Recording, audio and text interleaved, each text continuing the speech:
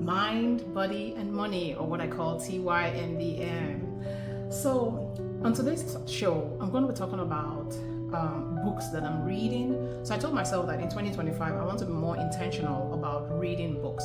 So, reading books that help my mindset, reading books that help me develop and grow myself as a person, to help me find what I am. It's not like I don't know who I am, but to go really in depth into, okay, who am I, right? What makes me tick?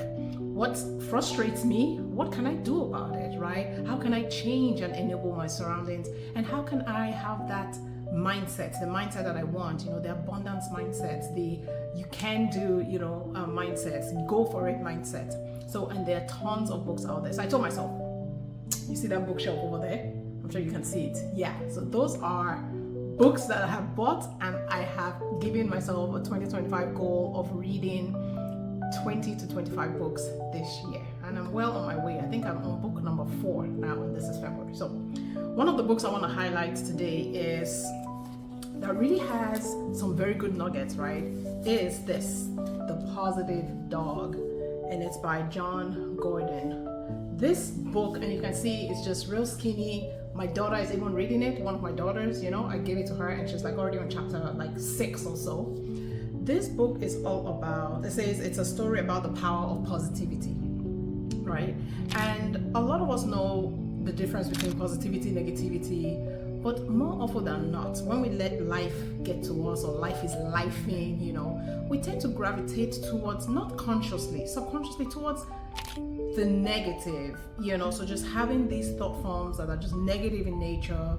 We're always not thinking about what's the optimal solution, or even seeing the best or the good in every situation that we're in. It's all about, oh my goodness, maybe why me? Your question, oh, why me? Why is this happening to me? Why is this happening to my family? Or how did I get into this? Or if only I had, done this, maybe I won't be in this predicament. Or if only, so we go down that, and it's a very spiral downward loop once we get into that, right? Weighs in on us. So this Positive Dog, I really, really enjoyed. I think I finished the book in like a weekend. I mean, it's like an easy read. Now, there are two key takeaway things. I mean, there are lots of good nuggets in this book, but to me, there are 2 key takeaways for me from this book. And the first one is the no complaining solution, right? So in other words, turn complaints into solutions. And I'm just going to read an excerpt from this book, okay? So it says, instead of mindlessly complaining and venting to yourself and others, you can think of solutions to your complaints. You can make a pact with yourself that you're not going to complain unless you identify 1 or 2 solutions to your complaint. And he calls it the no complaining rule.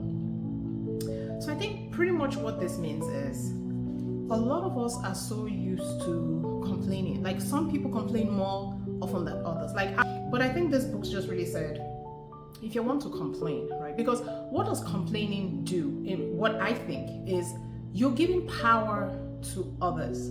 You're basically telling yourself that you are powerless, right? And you have no control over getting yourself out of the situation you find yourself in, right? Because when you complain, right, the part of your brain just shuts off to, okay, what are the solutions we can do here?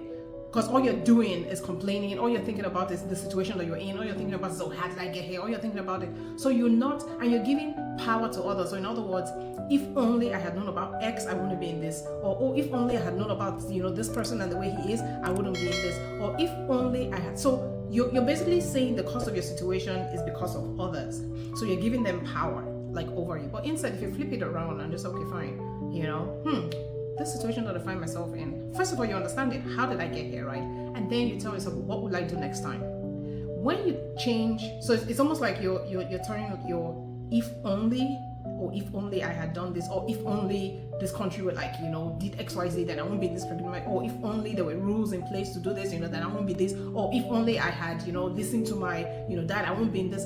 When you turn your if onlys with next time, right? So instead of saying, if only I did this, so next time I'm going to listen to my dad when he says this. He's got like some useful nuggets. Wow, I got burned this time. Oh, next time I'm going to do this instead of doing this instead. Oh, next time I'm going to think more about it. Maybe go this route, that tells yourself that you are confident, right, in your abilities to have learned from the situation, and you're like, next time this is what you do differently. So you're taking back that power, right? So this is this book, and there are tons of motivational books out there that pretty much speak to the same thing. So the no complaining rule. Okay, let's throw it to the curb. The second one that I absolutely love from this book is the attitude, having an attitude of gratitude, right?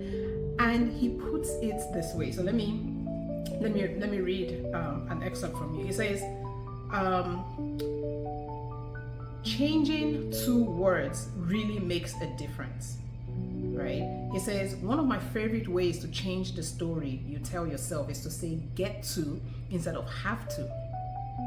So how does it work? It's a word swap. So for example, we tend to say all the time, oh, I have to, and if you hear people say it, even you, like if you really think like, oh, I have to, go cook dinner now, or I have to take the dog for a walk, or I have to go to work, or I have to pick up the kids, that when you say have to, it's almost like there's this obligation and you're just kind of like, oh, okay, great, now I have to like go do that, It's like it's an obligation that is a chore, right?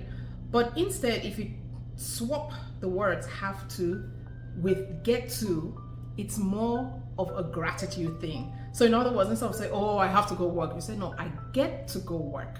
That means you are grateful for the opportunity to work, for having the good health to be able to go work, to earn a living. Do you see the difference, right? Instead of saying, oh, I have to work. Like if you say, oh, I have to work, it's like, oh yeah, it's a chore. Versus I get to work, right?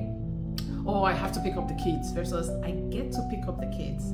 Which means 1, you've got kids and you're grateful for, right? And then 2, you have a car, right, that you could go use to go pick up your kids, grateful for. And then 3, you pick up your kids and you spend time with them on the drive home. That banter, asking them how their day was, again, grateful for. So you see how you can say, oh, I have to go pick up the kids too. I get to go pick up the kids. Same thing with dinner, oh, I have to go, cook dinner now. Swap it out with like, I get to go cook dinner. Again, you're grateful for family, you're grateful for kids, you're grateful for the ability to even go cook, you're grateful for a roof over your head, you're grateful for the opportunity to even be able to afford food to eat. Do you see it now, right? And we can apply, and this, so I was like, oh my goodness, you can apply this to every facet of your life, So whenever you see like maybe a complaint coming on, just change that have to get to. And you would change your complaining voice, again, going back to the first point, you would change from a complaining voice to an appreciative heart. It's all about gratitude, all about gratitude. So this book, go and get it over. It's an easy read, but it would do a lot to just uplift your spirit and to help you see things from another perspective, right? And it's just because the thing is, there's a very thin line between having an abundance mindset versus having like a scarcity mindset, and it's just things like this, right? It's just changing that complaining attitude to more for gratitude attitude. And what you see is that the stars will start to align once you have that mindset of positivity, of being grateful for what you have, of showing that gratitude, of being appreciative of the small things in life, and even any situation you find yourself. I know sometimes it's like, oh my goodness, this problem is insurmountable. But guess what? Once you change from having that complaining attitude to like a gratitude attitude, you will see that you start to find solutions to the present situation that you're in. And before you know it, you get out of it. You get out of the situation. You will learn from it, because that's a key learn, right? Because there are key learnings from every situation. But you grow and you get out of it. That's it. That's what we should strive for. That's what I'm striving for. Okay, and all of those books. So it's a combination of books on the mindset, on money, all of that. But everything is intertwined. It's all about the mindset. Okay. I hope you enjoyed this. Go get the book. Okay, they're not paying me much. Or maybe I should be reaching out to those people whose books I endorse. But because I find these books useful, I feel like I can't just keep them to myself. I have to share. Okay. All right. Wishing you guys a super sparkly day. And until the next time on my episode, I say go and subscribe. Okay. Take your mind, your body, and your money. I'll see you next time.